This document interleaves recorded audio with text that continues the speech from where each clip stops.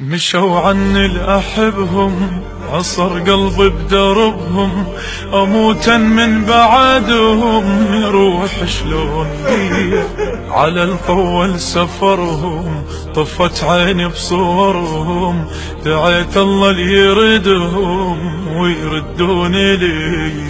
مشوا عني الأحبهم، عصر. ليس عيبا أن يبكي الرجل إذا كان فاقدا ل5 من أبنائه، وأي فقد ذلك الذي سار به الشهداء، فهم ذهبوا دفاعا عن تراب الوطن.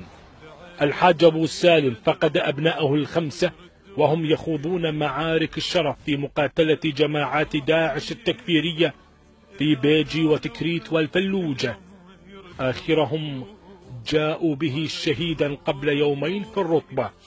أي صبر ذلك الذي يتحمله هذا الرجل وهو من العمر 80. يا ابويا ارجع اصيح وترهم الفرق على صوتي، بعد شنفة دنيا وفارقت من عندي خوتي. عندي 5 شهداء، واحد بجرف الصخر، واحد بيجي، واحد بالرصة، واثنين بالانتفاع. ما الله أخذ عمري، ما الله أخذ عمري. هم راحوا وأنا ظليت عكس المطلب صار.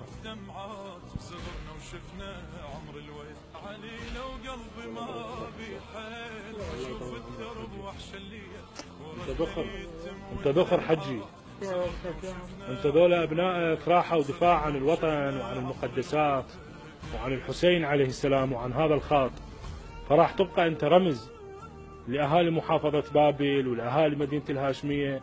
لا تتوقع هذا الموضوع ينسى، بالعكس انت لازم يصير لك تمثال بالمدينة. والله يطول عمرك ان شاء الله ويجبر خاطرك حج. هو هكذا كل يوم يجلس مع بقية أبنائه وأحفاده، يستذكر معهم لحظات من الأسى والحزن لفقد أبنائه ال5 وهم التحقوا بصفوف القوات المسلحة العراقية.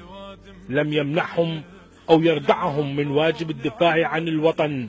يقول أبو عبد الله إن شاء الله أني وراهم، هاي هسه لحد الآن أنا عسكري، إن شاء الله وراهم وفدوة للوطن في المقدسات، وهذا فخر. واحنا مشهودة لنا بهذا الجهاد، 5 شهداء عندنا واحنا مشهودة لنا والحمد لله والشكر. شقل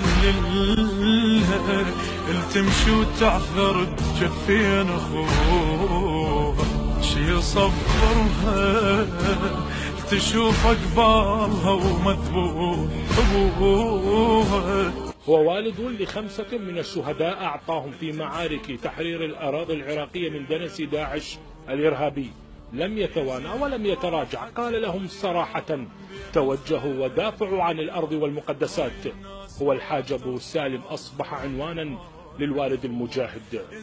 من مدينة الهاشمية جنوب محافظة بابل، أحمد عماد، قناة بلادي.